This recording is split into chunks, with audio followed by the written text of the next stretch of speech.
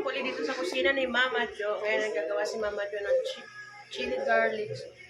Sweet chili garlic. Ayun, nahuli din. So, ayan. Samahan niyo si Mama Jo. Let's go, guys.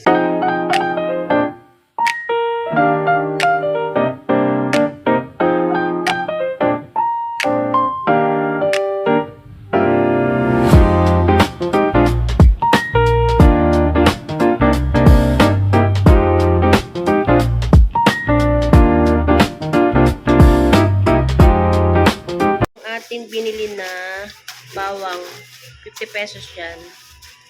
Yan. Tapos ito yung sili natin. So ayan, ilagay na natin sa food processor. Pero syempre ayusin ko muna, tanggalin ko muna yung mga ano na yan. Natin is halagang 20 pesos. Tanggalin natin yung pinaka-bolto kasi hindi naman yung pwede sa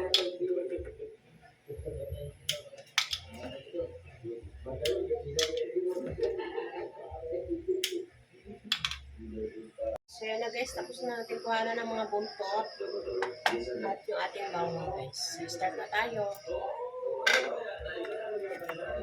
Yung food processor ay hindi natin iubos dito kasi mamaya masira siya. So, ilagay lang natin muna yung sili.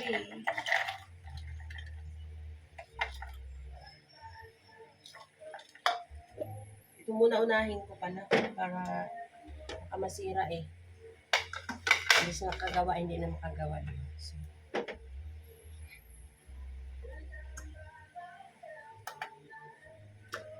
pero lagyan na lang natin ng bawang. Ay, hindi. Durugin ko muna pala ito para mas mabilis. Hi guys.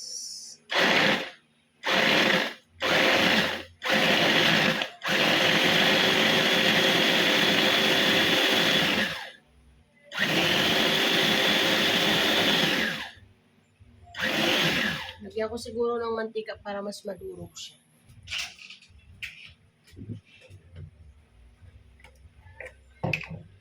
Natin na konting oil para mas maging durog.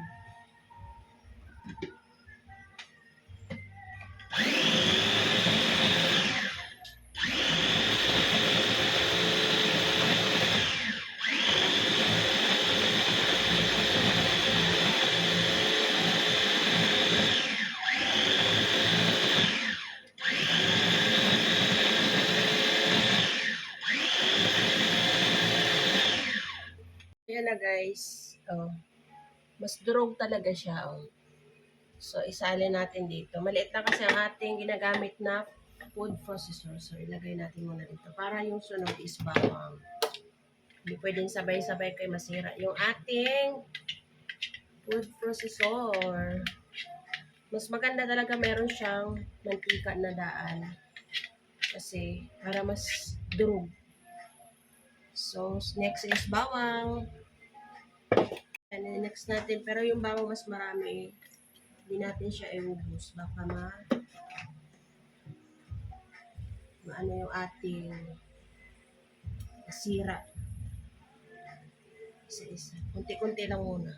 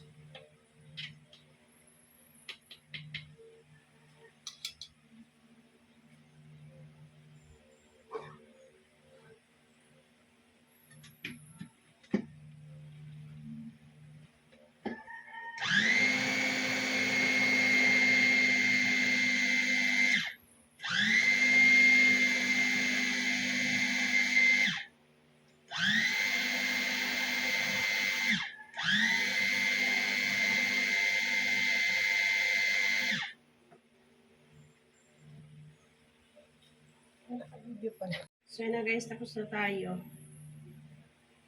Ayan, durog na durog siya. So ayan, salang na tayo ng ating kawali.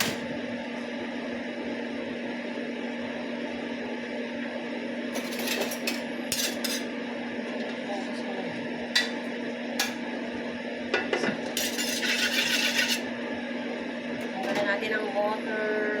Ayan. Maglagay tayo ng mantika guys.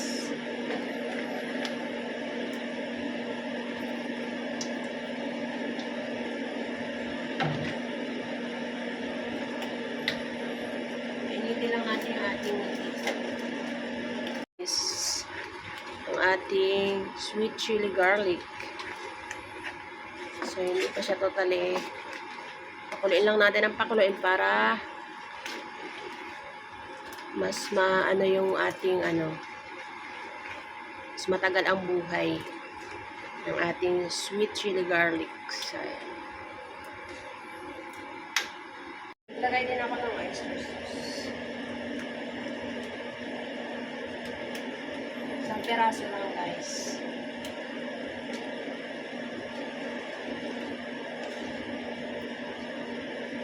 Lagay ako ng asin. Hindi madami. Depende sa inyo. Disclaimer po ulit ha, lahat ng mga pinapakita ni Mama Jo ay based on my kaalaman ko lang sa pagkain. Hindi po ako nag-aral ng kung ano pa man na. So, ayun lang. So, lagyan natin ng suka. Isang ganito lang. Pagpatagal ng buhay ng ating sweet chili garlic. Hayaan lang muna natin. Patayin na natin ang apoy kasi luto na yan. Antayin lang natin lumamig. Tapos isalin natin sa aming lagayan. Ayan.